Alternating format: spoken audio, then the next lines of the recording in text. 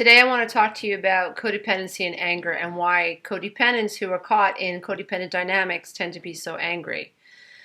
As a codependent specialist and life coach, specifically for people who are trying to figure out what codependency is, what I run into lots of the times is a dynamic in which one person in the relationship thinks they're really, really right and has kind of figured out what their spouse's issue is.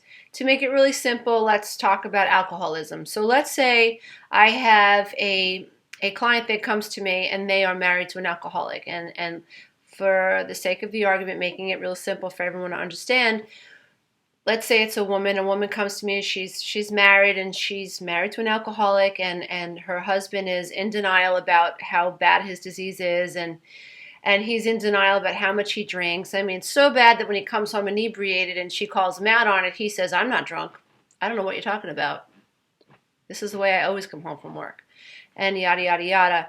And the money's disappearing. He's not coming home from work when he's supposed to. And when she confronts him and says, "Why didn't you come home from work on time?" he gives her some like ridiculous answer like, this is the time I always come home from work. Why are you keeping track of when I come home from work? And that kind of misdirected, non-assertive, nonsense, crazy-making communication.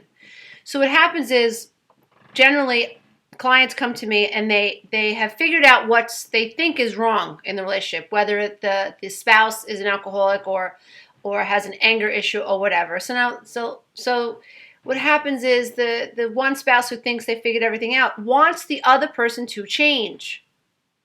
And so in many cases, in like the scenario I just described, the wife will get so wrapped up in trying to catch her husband in the act of drinking, in the act of being somewhere he's not supposed to be. She gets so caught up in trying to prove what she thinks is real that she loses herself.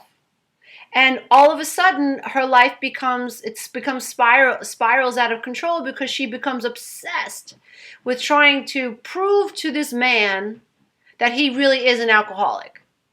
And the longer this dynamic goes, the further out of alignment, if you will, the woman, the wife of the alcoholic spins, and the angrier she gets.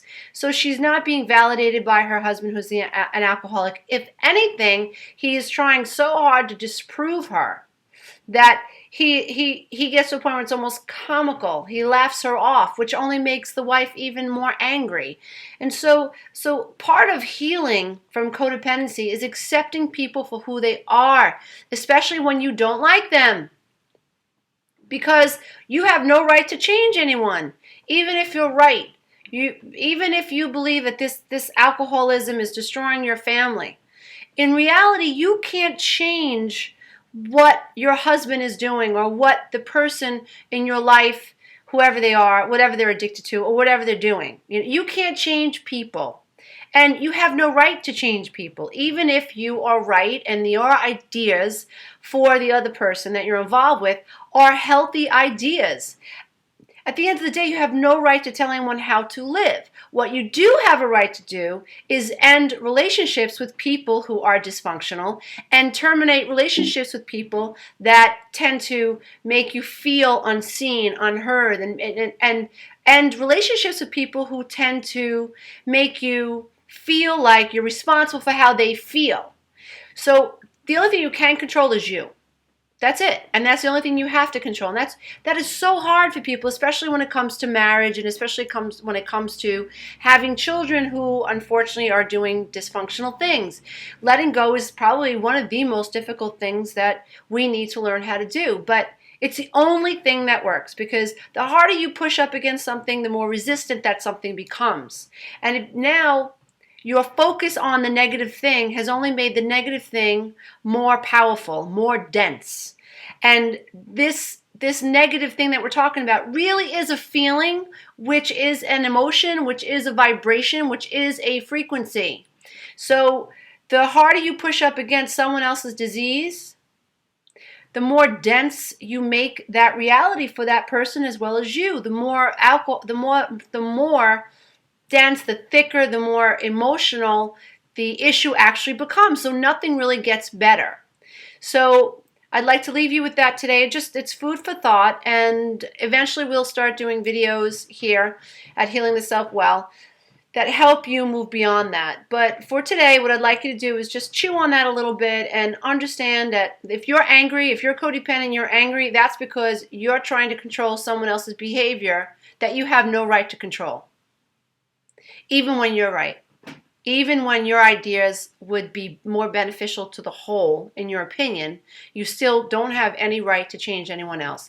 Maybe that alcoholism in the long run will help that person come to a place where, maybe he has to hit rock bottom, and maybe from that point he'll be able to get himself back up onto a healthy road. But that's for the individual to figure out and not for you.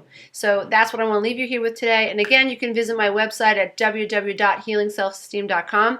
I am Lisa A. Romano. I am the author of The Road Back to Me, My Road Beyond the Codependent Divorce, and Loving the Self-Affirmations, Breaking the Cycles of Unconscious Codependent Belief Systems. So namaste. Enjoy your day, everybody. Bye.